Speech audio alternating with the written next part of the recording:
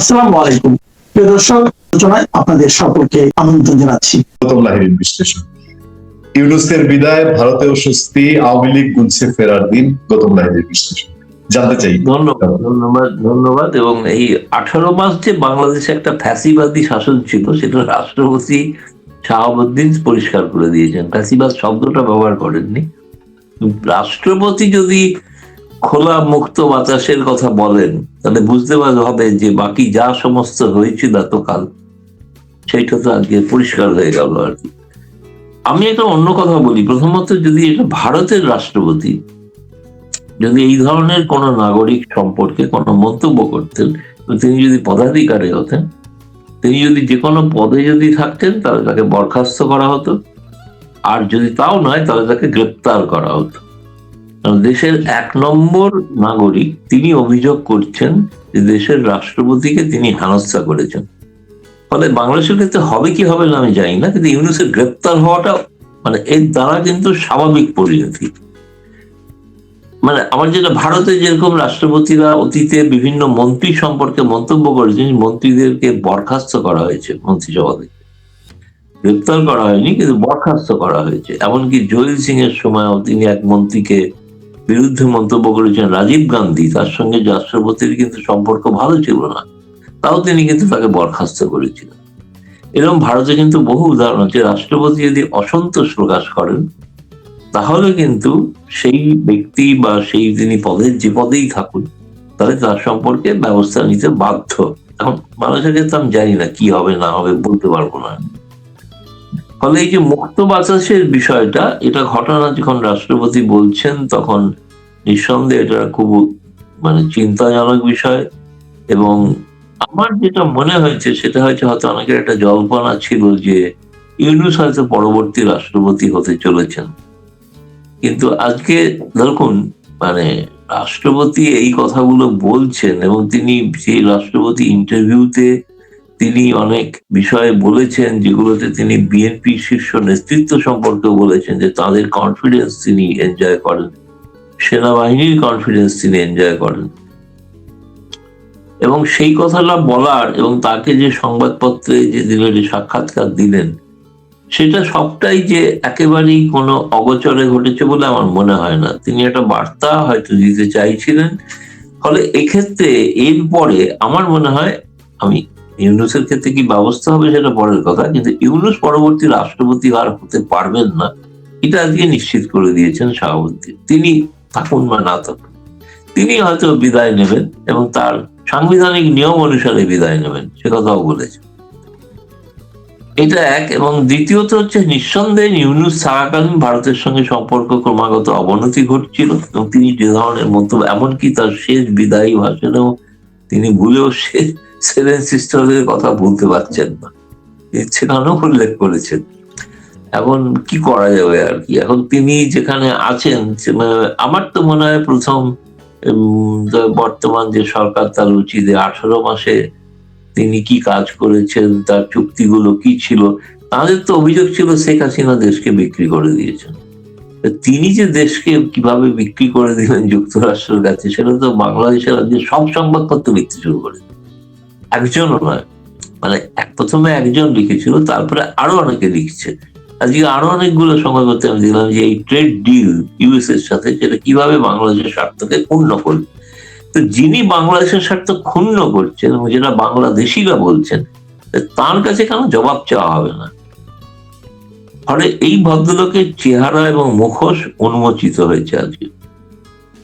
আর আপনি যেটা বললেন ভারতের স্বস্তি, ভারতের স্বস্তি এই কারণে যে একটা নির্বাচিত সরকার প্রতিষ্ঠিত হয়েছে, এবং তার ক্ষেত্রে যেটা সর্বশেষ ভারতের হাই কমিশনার প্রণয় বর্মা দেখা করেছেন। আমরা শুনলাম যে পররাষ্ট্রমন্ত্রী এস জয়শঙ্কর, তিনি খলিলুর রহমান পররাষ্ট্রমন্ত্রীকে তিনি আমন্ত্রণ জানিয়েছেন ভারতবর্ষে।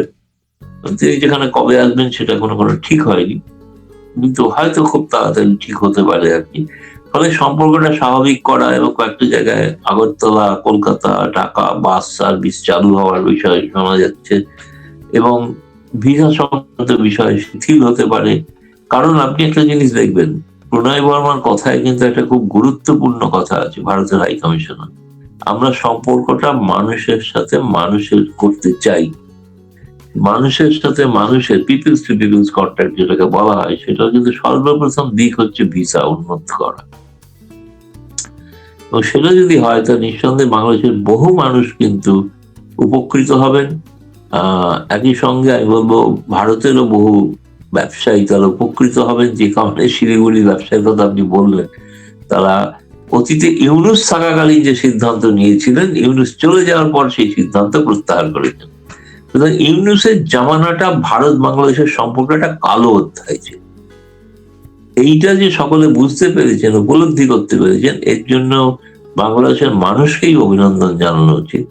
এবং তাদের কারণেই কিন্তু এই ঘটনাটা ঘটেছে। তারা যেভাবে একটা গণতান্ত্রিক দলকে ক্ষমতায় আনিয়েছেন এবং কোনো চরমপন্থা দলকে আনেননি, এবং এটা বাংলাদেশের মানুষের যে তাদের যে সংবিধানের প্রতি দায়বদ্ধতা, সেটা তারা কিন্তু প্রমাণ করেছে নির্বাচনের মাধ্যমে। ফলে আমার ধারণা ভবিষ্যতে এই সম্পর্ক আরো অনেক উন্নত হবে। আর তৃতীয় কথা, আপনি শিরোনামে বলেছেন আওয়ামী লীগের ফেরা। আওয়ামী লীগের ফেরার ক্ষেত্রে আমার মনে হয়, মানে অনেকেরই ধারণা যে কালকেই ফিরবে, এরকম নয়।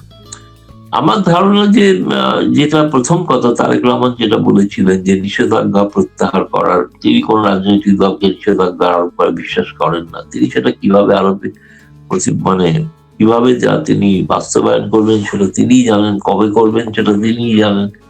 ফলে আমার ধারণা প্রথমত নিষেধাজ্ঞা প্রত্যাহার একটা জরুরি। কারণ আমার কাছে মনে হয়েছে বাংলাদেশে যদি বিএনপি সরকারকে আগামী 5 বছর যদি স্থায়িত্ব দিয়ে রাজনীতি করতে হয় এবং সরকার চালাতে হয়, সেক্ষেত্রে তাদের কিন্তু চরমপন্থাদের বিরুদ্ধে একটা স্পষ্ট অবস্থান নিতে হবে।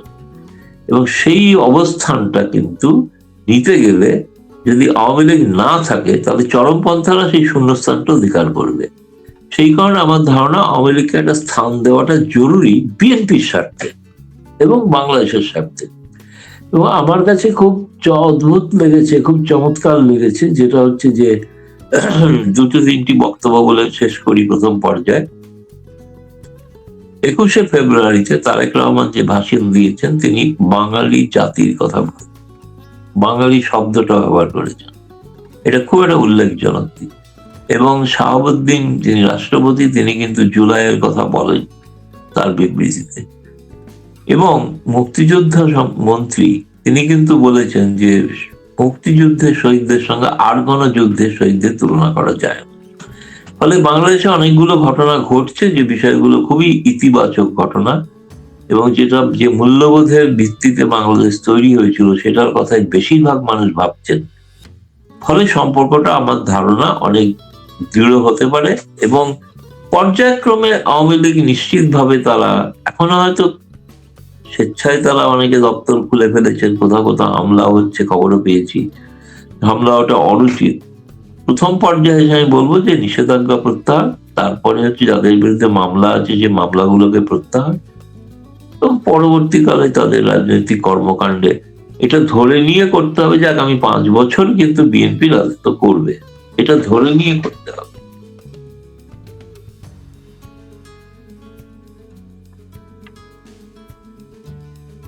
আমাদের দেশে একটু আশার আলো আছে। আমাদের নতুন স্বরাষ্ট্রমন্ত্রী সালাউদ্দিন আহমেদ তিনি আজ বলেছেন যে জুলাইয়ে যেসব আজে বাজে মামলা হয়েছে সেসব পুলিশকে নির্দেশ দেওয়া হয়েছে সেগুলো তদন্ত করার জন্য। এবং আমরা মোটামুটি আজকে আমরা 2টা আলোচনায় আমাদের চ্যানেলে আমরা বলেছি যে আগামী 1-2 সপ্তাহের মধ্যে আওয়ামী লীগের নেতা ইতিমধ্যে টুকটাক করে জামিন পাচ্ছে। জামিন জিনিসটা বাংলাদেশে সোনার হরিণ হয়ে গিয়েছিল। এইটা একটা আইনের শাসন প্রতিষ্ঠার জন্য যেটা জরুরি বাংলাদেশে শুরু হয়েছে। দাদা আমি আগ্রহী, আমি আজকে আলোচনা খুব লম্বা করবো না, আপনার কাছ থেকে আমাদের হেডলাইনে যে ইস্যুটা আছে সেটুকুর মধ্যেই থাকবো। আওয়ামী লীগের যেহেতু দেশে কোনো কর্মকাণ্ড নাই, কিন্তু মানুষের জানার আগ্রহ আছে, জানার স্বাধীনতা আছে, আমাদের সাংবাদিকদেরও জানানোর স্বাধীনতা আছে, যেটা ইউনুস আমলে রোধ করা হয়েছিল। আমাদের দেশে যেহেতু জানার সুযোগটা কম, আওয়ামী লীগ কি করছে ম্যাক্সিমাম যেহেতু নেতৃত্ব আপনাদের, আমরা শুনছি যে আওয়ামী লীগের যেহেতু সভানেত্রী শেখ হাসিনা, তার মামলার ফাঁসির রায় হয়েছে যেভাবে সেই ট্রাইব্যুনাল নিয়ে বিতর্ক আছে। ট্রাইব্যুনাল প্রসিকিউটর জানেন যে তাকে সরিয়ে দেওয়া হয়েছে। আপনাদের আনন্দবাজার দেখলাম আজকে হেডলাইনই করেছে যে শেখ হাসিনার মৃত্যুদণ্ডের যে প্রসিকিউটর তাকে সরানো হয়েছে। তো শেখ হাসিনা আসার টাফ বাংলাদেশের পাবলিক পারসেপশন আছে। শেখ হাসিনা কি তার অল্টারনেটিভ কোন রাজনৈতিক ব্যক্তি চিন্তা করছেন? আমরা অনেকের নাম শুনছি যে সে কারাগারে যারা আছে, এরকম কোন খবর কি আপনার কাছে আছে? প্রথমত আমি জানতে চাই আপনার কাছে। বিভিন্ন আলোচনা এরকম নেই যে তা না, আলোচনা এ সমস্ত হয়েছে, এগুলো ঘটনা। কিন্তু বর্তমান পরিস্থিতিতে আমার ধারণা, যে আমি জানি না, সেটা এখনো বলতে পারবো না, আমার ধারণা এখনো পর্যন্ত আওয়ামী লীগের নির্বাচিত সভাপতি শেখ হাসিনা। ফলে তিনি যদি কোনো সিদ্ধান্ত নেন তাহলে তাকেই নিতে হবে সিদ্ধান্তটা, অন্য কেউ তো নেবেন না। কিন্তু এখনো সেরকম কোনো আমি কোনো অবস্থা, আমি আপনাকে তো সে কথাই বললাম যে এখন আপাতত যে ধাপগুলো, যে পর্যায়গুলো, প্রত্যাহার, তারপরে হচ্ছে জামিনে মুক্তি হওয়া, তারপরে হচ্ছে সব শেষে হচ্ছে শেখ হাসিনার ফেরাটা সব শেষ, শেষের বিষয়, সেটা প্রথম বিষয় নয়। তার আগে আপনি বলছেন যে আওয়ামী লীগের কোন নেতৃত্ব কাঠামো পরিবর্তন হবে কি হবে না, এই প্রশ্ন যেগুলো আছে, সেগুলো এখনো আমার মনে হয় না যে কোনো সিদ্ধান্ত হয়েছে যে শেখ হাসিনা, কারণ যারা নেতৃবৃন্দ দেখা করেছেন তারা কিন্তু সেই পুরনো নেতারাই, তারা কিন্তু কেউ বলেননি যে শেখ হাসিনার বিকল্প কোন নেতা এই মুহূর্তে হওয়া উচিত বা হওয়া প্রয়োজন। আলোচনা করেছেন, একটা কথায় বিভ্রান্তি তৈরি হয়েছিল, শেখ হাসিনার পুত্র তিনি বলেছিলেন যে মা অবসর নিতে পারেন, বয়স হয়ে গিয়েছে, ইত্যাদি ইত্যাদি। না, আমি যতটা খবর নিয়ে জেনেছি তিনি অবসর নেওয়ার কথা কোনো কিছু ভাবছেন না। তবে এটা ঘটনা, তারেক রহমান প্রধানমন্ত্রী হওয়ার পর ন্যাচারালি নতুন প্রজন্মের হাতে নেতৃত্ব গেছে, সেক্ষেত্রে নতুন প্রজন্ম সামনে আসতেই পারে, এগিয়ে আসতেই পারে। কিন্তু আমি এই মুহূর্তে, যেহেতু ইউনূস নাই এবং খালেদা জিয়াও নাই, ফলে সে অর্থে শেখ হাসিনার মানে নিজস্ব প্রতিদ্বন্দ্বী বলতে যাদের বোঝায়, সেই প্রতিদ্বন্দ্বিতা নেই আর ময়দানে। ফলে আমি এই ব্যাপারে কোনো সুনিশ্চিত কোনো সংবাদ আপনাকে দিতে পারবো না, মানে বলতে পারবো না। কিন্তু আমার এখনো পর্যন্ত সর্বশেষ আমি যেটা জানি যে এখনো পর্যন্ত শেখ হাসিনার বিকল্প আওয়ামী লীগ কিন্তু ভেবে রেখেছে শেখ হাসিনা, বাইরে কাউকে ভাবা হয়নি এখনো। আমি এই কথাগুলো শেষ করবো ভিন্ন একটা প্রসঙ্গ দিয়ে। সে প্রসঙ্গটা হচ্ছে, না, তার একটা বড় যুক্তি আমি দিতে চাই। যুক্তিটা এই যে শেখ হাসিনা যদি আজকে সরে যান, তাহলে প্রথমত তার বিরুদ্ধে যে কথাগুলো বলা হয়ে থাকে, তিনি দেশ থেকে পালিয়ে গিয়েছেন। আজকে তিনি যদি দায়িত্ব থেকে সরে যান, তাহলে বলা হবে তিনি দলীয় দায়িত্ব থেকেও পালিয়ে গেলেন। সেই অভিযোগ তিনি কেন মাথায় নেবেন? মাথায় নেওয়ার তো প্রশ্ন নেই কোনো। এবং বাংলাদেশের আভ্যন্তরীণ ক্ষেত্রে অনেকগুলো ঘটনা ঘটছে, সেগুলো সবটা প্রকাশ্যে বলা মুশকিল সময়, এমনকি সামরিক বাহিনীর মধ্যেও। ফলে সেগুলো প্রকাশ্যে আলোচনা করা অসুবিধা আছে। কিন্তু আমি বলছি যে পরিস্থিতির একটা স্বাভাবিক পরিবর্তন ঘটছে, এবং সেটা গণতান্ত্রিক পদ্ধতিতেই পরিবর্তন ঘটবে, কোনো অগণতান্ত্রিক পদ্ধতিতে নয়। আমি সবশেষ একটা বিষয় আপনার সঙ্গে আলোচনা করতে চাই, শেয়ার করতে চাই। সেটা হলো বাংলাদেশে পলিটিক্সে গত প্রায় 20 বছর ধরে একটা বিষয়ে আলোচনা হয়েছে, -2। -2 বলতে বোঝানো হতো শেখ হাসিনা এবং খালেদা জিয়া। ন্যাচারালি এটা এখন ব্যর্থ হয়েছে। খালেদা জিয়া বলতে খালেদা জিয়ার পরিবার, খালেদা জিয়া ইনক্লুডিং তারেক রহমান, -2 ফর্মুলাতে তারেক রহমান সহ মাইনাস ছিল। কিন্তু সেই তারেক রহমান এখন মেরাকেলি বাংলাদেশের প্রধানমন্ত্রী, এবং সব জায়গায় এখন তার অবস্থান। তো সেই জায়গা থেকে -2 পুরোপুরি কি -2 ফর্মুলা, এটার যারা মেকানিজম, তারা কি পুরোপুরি ব্যর্থ হলো? যেখানে ভারতের কথা শোনা যায় যে ভারত কখনো কখনো -2 কে প্যাট্রোনাইজ করেছে, সেক্ষেত্রে এটা কি টোটালি ব্যর্থ হলো এখন? মানে বাংলাদেশের মানুষই -2 যন্ত্রণা থেকে মুক্তি পেল কিনা? না না, প্রথম কথা হচ্ছে, আমি এটা আপত্তি করব যে ভারত কখনো -2 চায়নি। কারণ প্রণব মুখার্জির সক্রিয় হস্তক্ষেপে 1/11 সময় শেখ হাসিনাকে ক্ষমতায় আনার ব্যবস্থা করা হয়েছিল। সুতরাং -2 কথা নয়। এবং এমনকি সেই সময় খালেদা জিয়াও যখন জেলবন্দি ছিলেন, তখন তো প্রণব মুখার্জি আমেরিকা এবং সকলের সঙ্গে কথা বলেছিলেন, এমনকি তখনকার সেনা প্রধান কথা বলেছেন দুজনকেই মুক্তি দেওয়া উচিত। কারণ ভারত বিশ্বাস করতো বাইপার্টিসান পলিটিক্স, 1 নম্বর। দ্বিতীয় কথা, আপনি যেটা বলছেন যে -2 যারা চাইতেন, আগে তিনি মাইনাস হয়ে গেছেন। -2 প্রবক্তা তিনি ডক্টর ইউনূস, তিনি নিজেই মাইনাস। ফলে এখন -2টা আপনি তারেক জিয়াকে, তারেক রহমান ক্ষমতায় আসার তার -2 হলো না। শেখ হাসিনা, খালেদা জিয়া নেই, শেখ হাসিনাও যদি না থাকেন, সেক্ষেত্রে তারেকের পরিবর্তে জয় এলো বা পুতিন এলো, সেটা ভাবছে। কিন্তু তারা ছিল -2 আইডিয়াটা ছিল যে, কি আইডিয়া ছিল? আইডিয়াটা ছিল একটা অরাজনৈতিক নেতৃত্ব। মানে আওয়ামী লীগও নয়, -2 মানে হচ্ছে আওয়ামী লীগও নয়, বিএনপিও নয়, নেতার নাম নিয়ে নয়, আওয়ামী রাজনৈতিক বিবর্জিত একটা ব্যবস্থা, সেটা চেয়েছিলেন অনেকে। তার প্রবক্তা ছিলেন ইউনূস, তিনি তো অনেক বিবৃতি ইত্যাদি দিয়েছেন সেই বিষয়ে। সৌভাগ্য বাংলাদেশের মানুষ তাকেই আজকে মাইনাস করে দিয়েছেন। বাংলাদেশের মানুষের এই জন্য অভিনন্দন প্রাপ্য, তারা রাজনৈতিক গণতান্ত্রিক ব্যবস্থায় ফিরে এসেছে। বাংলাদেশের মহামান্য রাষ্ট্রপতি মোহাম্মদ শাহাবুদ্দিনকে অপমান অপদস্থ করেও ক্ষান্ত না হয়ে পাহাড় সম অপমান অপদস্থ করার পরে, যেটা নজিরবিহীন, বাংলাদেশের ইতিহাসে নজিরবিহীন, এবং বাংলাদেশের রাষ্ট্রপতি মানে পুরো বাংলাদেশকে অপমান করা, একদিকে রাষ্ট্রপতি দিয়ে আবার নিজেরাও বাংলাদেশের মানুষকে অপমান অপদস্থ করার যে চূড়ান্ত রূপটা ইউনূস সরকার দেখিয়ে গেছে, সেই চূড়ান্ত রূপটা বাস্তবায়ন করতে পারেনি। শুধু পাহাড় হয়ে দাঁড়িয়েছিল দুটি শক্তি, একটা হলো বাংলাদেশ জাতীয়তাবাদী দল বিএনপি, আর একটা হচ্ছে বাংলাদেশ সেনাবাহিনী, বাংলাদেশ বিমান বাহিনী, বাংলাদেশ নৌবাহিনী। কথাটা আমাদের না, কথাটা বাংলাদেশের মহামান্য রাষ্ট্রপতি মোহাম্মদ শাহাবুদ্দিন, তিনি ইন্টারভিউতে সংবাদ মাধ্যমকে জানিয়েছেন, এবং সেই ইন্টারভিউ, কালের কণ্ঠের সেই ইন্টারভিউ আজকে চারদিকে হই হই ফেলে দিয়েছে, রাজনৈতিক অঙ্গন সহ সব জায়গায়। রাষ্ট্রপতি নিজে জানিয়েছেন যে তাকে সরানোর জন্য 3 বার চেষ্টা করেছে, এবং তারেক রহমান, বিএনপি হাইকমান্ড তার সঙ্গে ছিলেন। তিনি এটাও জানিয়েছেন, 3 বাহিনীর প্রধান নিজেরা গিয়ে প্রধান উপদেষ্টাকে বলে এসেছেন, নো, এটা হবে না। রাষ্ট্রপতি ইন্টারভিউ সেটাই বলে। কিন্তু বিএনপি তো চাইলেই এই রাষ্ট্রপতি, আওয়ামী লীগের রাষ্ট্রপতি সরিয়ে দিতে পারতো, রাজি হয়ে যেতে পারতো এই রাষ্ট্রপতি সরানোর জন্য। কেন বিএনপি রাষ্ট্রপতির পাশে ঢাল হয়ে পাহাড়ের মতন শক্ত হয়ে দাঁড়িয়েছিল, সেটি অনুসন্ধান চেষ্টা করেছে বিবিসি।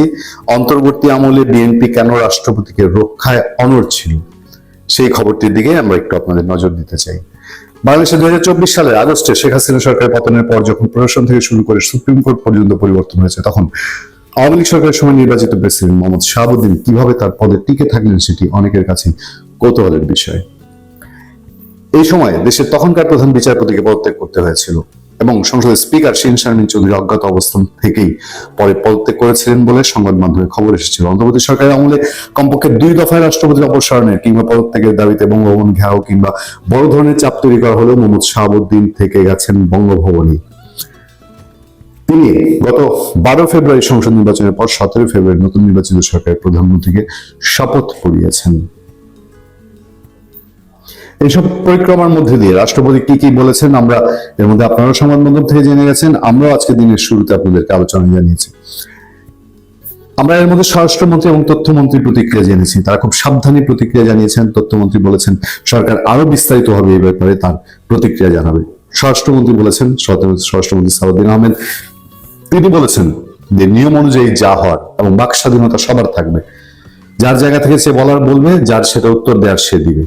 সে সময় কেন বিএনপি অনড় ছিল সেটি বিশ্লেষণ করতে চাইছে বিবিসি। বলা হচ্ছে রাষ্ট্রপতি পদ থেকে মোহাম্মদ শাহাবুদ্দিনের অপসারণের দাবি যখন উঠেছিল, তখন বিএনপি সিনিয়র নেতারা রাষ্ট্রপতি অপসারণের বিরোধিতার কথা বলেছিলেন প্রকাশ্যেই। তখন তারা এর পরে রাজনৈতিক স্থিতিশীলতা নষ্ট হতে পারে, সাংবিধানিক সংকট হতে পারে, কিংবা নির্বাচন বাধাগ্রস্ত হতে পারে, এমন কিছু যেন না হয় সেই যুক্তি তুলে ধরেছেন। কিন্তু এখন আর বিষয়টি নিয়ে প্রকাশ্যে মন্তব্য করতে রাজি নন দলটির সিনিয়র নেতারা। দলটির স্থায়ী কমিটির সদস্য খন্দকার মোশাররফ হোসেন বলেছেন, এ নিয়ে কি আলোচনা হয়েছে সেটি তার জানা নেই।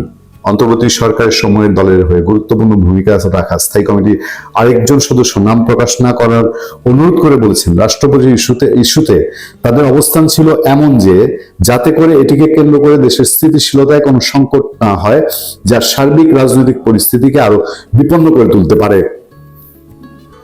বিএনপির নাম প্রকাশে অনিচ্ছুক স্থায়ী কমিটির সদস্য বলছেন, বিএনপি তখন সাংবিধানিক ধারাবাহিকতা অক্ষুণ্ণ রাখা ও দ্রুত নির্বাচন আদায়ের নীতি নিয়েছিল। তারা মনে করেছেন শেখ হাসিনা পতনের পর যখন সব সংবিধান অনুসরণ করেই হচ্ছিল, তখন অসাংবিধানিক পন্থায় রাষ্ট্রপতিকে সরানো হলে সেটি পরিস্থিতি আরো অবনতি ঘটবে। রাজনৈতিক বিশ্লেষক মহিউদ্দিন আহমেদ বলেছেন, শেখ হাসিনা পতনের পর শুরু থেকেই বিএনপি নির্বাচন চেয়ে আসছিল এবং নির্বাচন ঝুঁকিতে পড়বে এমন কিছু দলটি সায় দিতে রাজি ছিল না।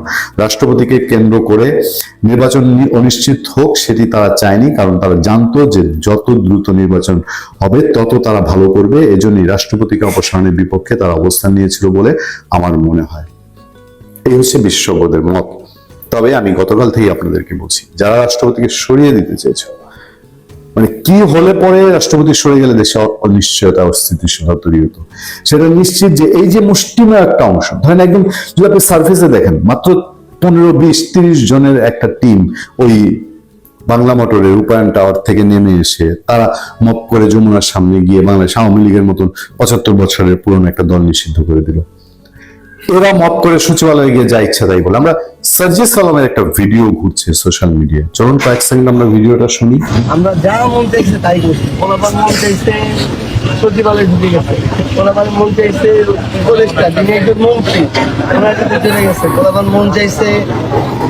এখন দেখেন যে এই ছেলেগুলো এখন আফসোস, তারা বলছে কি স্বাধীনতা ছিল, কি ভোগ করেছে, মানে এটাই যেন তাদের কাছে এটাই আইন সিদ্ধ, এটা নিয়ম সিদ্ধ। তারা মন চেয়েছে তারা সচিবালয়ে ঢুকে গেছে, তারা মন চেয়েছে সরকারের মন্ত্রী উপদেষ্টাদের চর থাপ্পড় মারছে, গালি মারছে, গালি পোকা দিচ্ছে, মানে কি স্বাধীনতা, অমর স্বাধীনতা ছিল। এবং কে যেন চুপিচাপি বলছে যে কেউ লাইভ করবেন না, কেউ মোবাইল দিয়ে রেকর্ড করবেন না। মানে এই যে একটা সিচুয়েশন দেশে তৈরি হয়েছিল, এই সিচুয়েশনটাকে কন্টিনিউ করার জন্য, আরো দীর্ঘদিন রাখার জন্য, দেশে একটা অসাংবিধানিক সরকারকে দীর্ঘ সময় প্রতিষ্ঠিত করার জন্য, সেটা বিপ্লবী সরকার নামেই হোক আর এই ইউনূসের অন্তর্বর্তী সরকারের নামেই হোক, এটা করার জন্য রাষ্ট্রপতি মোহাম্মদ শাহাবুদ্দিনকে সরানো তাদের দরকার ছিল। বিএনপি এটা বুঝে গিয়েছিল বলেই হয়তো রাষ্ট্রপতি সরানোটা তারা মেনে নিতে পারেনি।